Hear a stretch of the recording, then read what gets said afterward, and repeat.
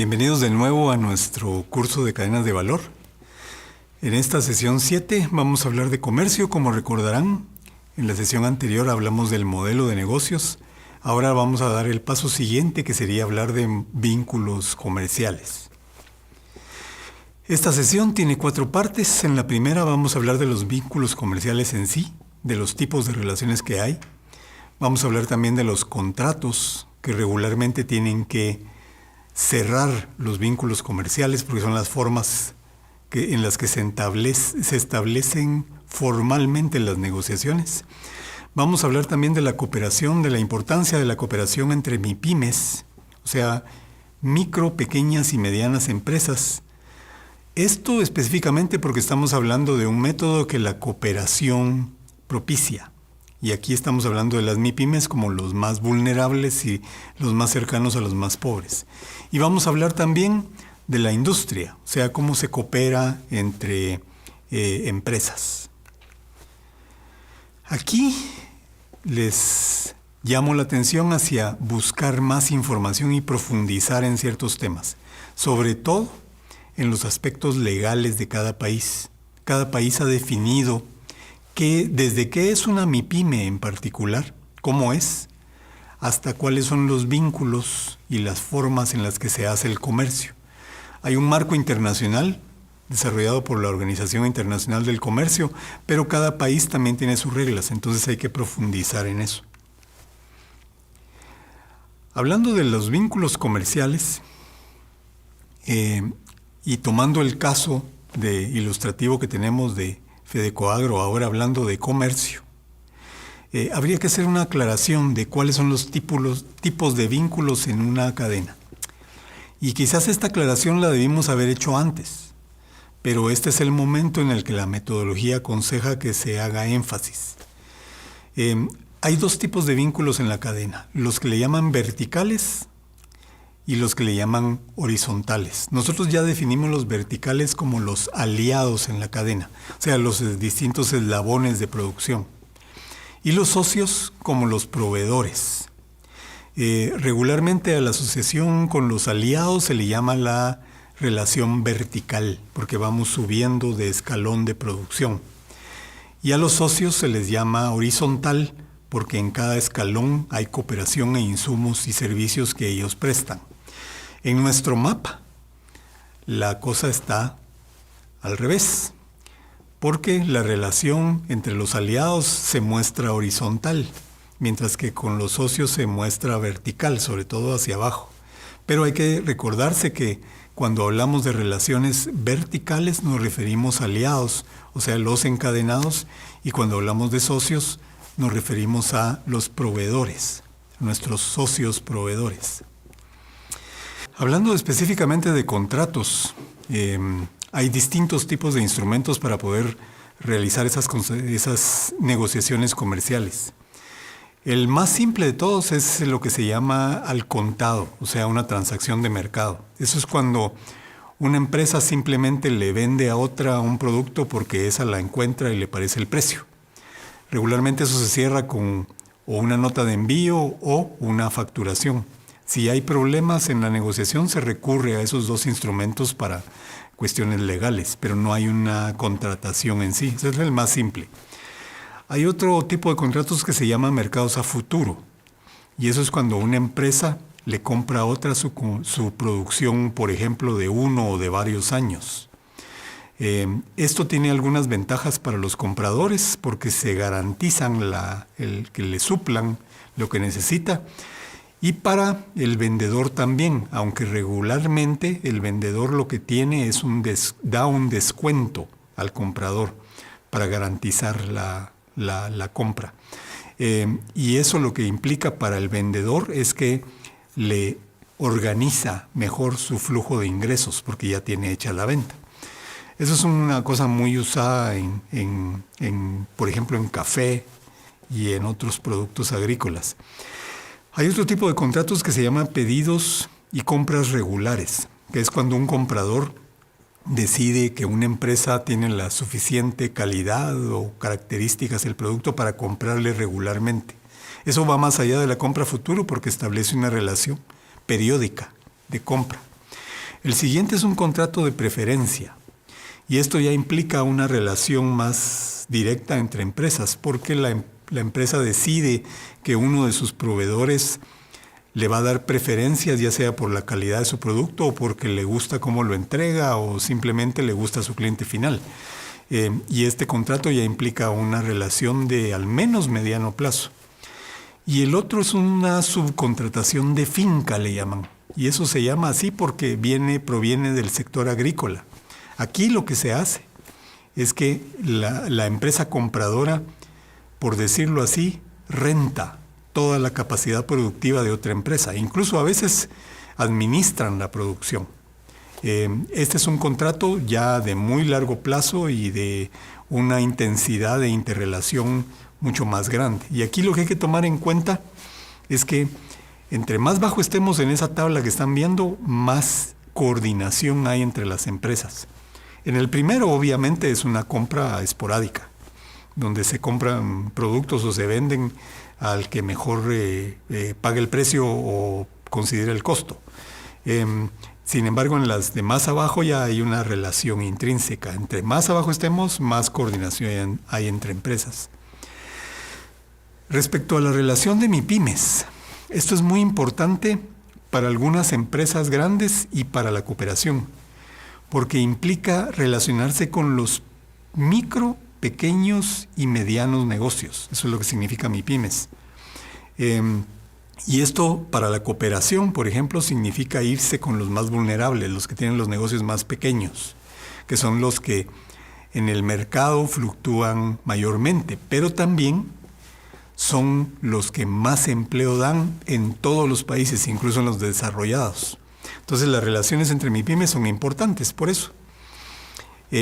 Hay básicamente dos tipos de MIPYMES, las que le consideran informales, que son todos los pequeños productores que no están registrados en las reglamentaciones de país y que regularmente lo que tienen es o mano de obra o una materia prima que le interesa a alguien. Hay soportes de nivel meso para este tipo de empresas. Regularmente son redes empresariales o grupos de trabajo empresarial que les dan asistencia a estos negocios. Los gobiernos también lo hacen a veces. Las MIPYMES formales son aquellas que ya tienen un registro y que incluso pagan impuestos. Ahí están las cooperativas. Entonces ya se darán cuenta que en nuestro caso ilustrativo las cooperativas son MIPYMES formales. ¿Por qué se llaman MIPYMES a las cooperativas? Porque regularmente sus negocios no llegan al nivel de ser grandes empresas. Incluso si se vuelven grandes empresas ya tienen que tener otra organización, ¿verdad? Los soportes de nivel meso, las principales, y por eso está en otro color, son los soportes de segundo nivel, o sea, las cooperativas, y hay soportes de segundo nivel que regularmente se llaman federaciones, como Fedecoagro. Y lo que hacen estas es que les dan asistencia técnica y también financiera. Hay otras organizaciones de membresía de negocios donde las MIPYMES se pueden asociar a otros que son similares. Y también hay asociaciones de profesionales que hacen lo mismo, o sea, les brindan apoyo. ¿Cuál es el beneficio de la cooperación entre MIPYMES o de MIPYMES con empresas grandes? Uno es el principal, quizás es el de economías de escala. Y economías de escala significa tener menores costos. La economía de escala se logra, por ejemplo, al hacer grandes compras de insumos. Entonces esto lo que hace es que abarata los costos y eso significa que para un pequeño negocio la hace más rentable. El otro beneficio es los modelos de negocios mejorados. O sea, si se unen varias MIPYMES, pueden obtener mejor asistencia técnica o apoyo en cooperación o incluso asistencia financiera para poder mejorar tecnológicamente y organizacionalmente sus modelos de negocios. El otro es algo que se llama poder de mercado compensatorio. Cuando pequeñas empresas se unen para producir, obviamente tienen mayores volúmenes y entonces pueden negociar mejor sus precios con empresas más grandes y también con proveedores. Entonces eso es una cosa que se llama poder de mercado compensatorio. Y el otro son las prestaciones sociales, porque el intercambio de los grupos les hace aprender de cómo mantener a sus empleados, digamos, más sólidamente y mejor compensados. Y también reduce la incertidumbre y mejora la toma de decisiones de las MIPYMES. La cooperación entre empresas, que sería el otro tema, es importante porque implica relaciones de negocios. La forma más difundida, por decirlo así, de relaciones entre empresas es la rueda de negocios. En esta rueda de negocios lo que sucede es que las empresas se emparejan en conocimiento, en información, en conocerse, en conocer ventajas de unos y de otros. Y regularmente las ruedas de negocios terminan haciendo negocios, por eso se llaman así, haciendo ventas y compras. Y por eso son un instrumento de los más importantes para poder propiciar negocios. Hay otras plataformas de emparejamiento, se llaman, o de matching, se llama en inglés. Por ejemplo, las ferias y exposiciones. La cooperación hace mucho énfasis en llevar a pequeños productores a ferias, por ejemplo, internacionales o nacionales, para que expongan sus productos. Es cierto que se logran relaciones comerciales, pero regularmente puede ser que en las ferias, que regularmente acuden empresas medianas y grandes también a mostrar sus formas de vender y comprar, no haya match entre un pequeño productor y una empresa que necesite volúmenes muy grandes. Sin embargo, sí significa una oportunidad para poder mostrarse y mostrar productos, ¿verdad? Otro tipo de plataformas de emparejamiento son las que se llaman business to business, o sea, B2B. Y ahí lo que son redes de empresas que pagan una membresía por pertenecer a un grupo y se relacionan con otras para aprender. Y también resultan haciendo negocios, sobre todo si uno puede ser proveedor de la otra, porque están en el mismo sector, por ejemplo. Hay plataformas B2B forestales, por ejemplo, ¿verdad? Y es bueno pertenecer a ellas. Otra forma son los directorios de negocios. Recordarán que las páginas amarillas eran un mecanismo, no solo para venderse a los clientes, sino también de relación interempresas, porque Páginas Amarillas promovía, por ejemplo, encuentros y ese tipo de cosas, donde habían capacitaciones y otros asuntos de desarrollo. Las páginas amarillas casi desaparecieron con la aparición de Internet. Sin embargo, hay plataformas electrónicas ahora que relacionan a empresas y tienen básicamente los mismos sistemas. Es bueno siempre pertenecer a ese tipo de plataformas. El otro es hacer delegaciones comerciales a países que importan nuestros productos. Eso es bueno cuando tenemos un producto de exportación, por ejemplo. Sin embargo, es un método bastante caro. La cooperación puede ayudar, pues, promoviendo y facilitando los mecanismos de viaje. Sin embargo, resulta eficiente cuando tenemos un paquete de productos ya muy establecido y bien montado para irlo a enseñar directamente a probables compradores. Y eso implica también tener ya todo el mecanismo de procesos de exportación ya resuelto. El último son las reuniones comprador-vendedor. Parecieran las más simples, al final de cuentas son las más efectivas. Esto se logra cuando nuestra fuerza de ventas o nuestros vendedores logran establecer una reunión para presentar los productos directamente. Muchas veces implica una relación de socialización entre empresas también, y eso es lo más efectivo, a pesar de que es el mecanismo más simple. En el caso de Fedecoagro, les cuento lo que sucedió, aunque ya se los adelanté en la sesión pasada. Hablando del comprador de Fedecoagro, ¿verdad? Sus relaciones comerciales con el comprador. Lo que sucedió es que justamente se propició una relación de reunión con la bananera. Y resulta ser que la bananera descubrió que ambos estaban certificados. Y lo que le interesa a la bananera entonces es algo que Fedecoagro no había pensado, y es algo que se llama la cadena de custodia de un producto certificado.